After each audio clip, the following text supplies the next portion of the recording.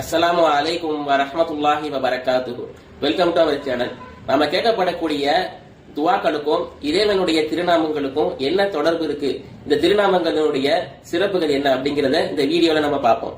முதலாவதாக, ஒவ்வொரு மனிதனுக்கும் பெயர்கள் இருக்கிற மாதிரி இறைவனுக்கு 99 திருநாமங்கள் இருக்கிறது. இது எல்லாத்துக்கும் தெரிஞ்ச விஷயம் தான். இதைத்தாங்க நபி ஸல்லல்லாஹு அலைஹி வஸல்லம் அவர்கள் ஹதீஸ்ல நமக்கு சொல்லி தராங்க. எந்த ஒரு சந்தேகமும் இல்லாம இறைவனுக்கு 99 திருநாமங்கள் இருக்கு. யார் இந்த பெயர்களை மனனம் செய்வாரோ அவர் சொர்க்கம் செய்வார் என்று நபி ஸல்லல்லாஹு அலைஹி வஸல்லம் அவர்கள் நமக்கு ஹதீஸ்ல சொல்லி தராங்க.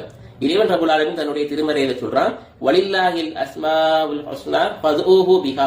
இறைவனுக்கு அழகிய திருநாமங்கள் இருக்கு, அதனை கொண்டு நீங்கள் இறைவனை அழையுங்கள் என்பதாக இறைவனும் நமக்கு சொல்லித்தரான். அது மட்டுமல்லாம நாம கேட்கப்படக்கூடிய துவாக்களோடு என்ன தொடர்பு அப்படின்னு சொன்னா, நம்ம கேட்கப்படக்கூடிய துவாக்கள் நம்ம செய்யக்கூடிய பாவங்களினால தாமதமாகலாம். அப்படி இல்லைன்னா நம்ம துவாக்கள் அங்கீகரிக்கப்படலாம்.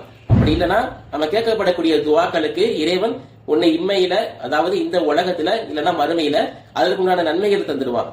நம்ம துவா கேட்பதற்கு முன்பதாக யார் இந்த இறைவனுடைய 99 திருநாமங்களை ஓதிவிட்டு துவா செய்வாரோ அவருடைய துவாக்களும் அங்கீகரிக்கப்படுது. இனி வரக்கூடிய காலங்களில் இது போன்ற சிறிய அமல்களை செய்து பெரிய சொர்க்கத்தை அடையக்கூடிய பாக்கியத்தை இறைவன் நம்ம அனைவருக்கும் ரஹ்மத்து செய்வானாக. அஸ்ஸலாமு அலைக்கும் வரஹ்மத்துல்லாஹி வபரகாத்துஹு.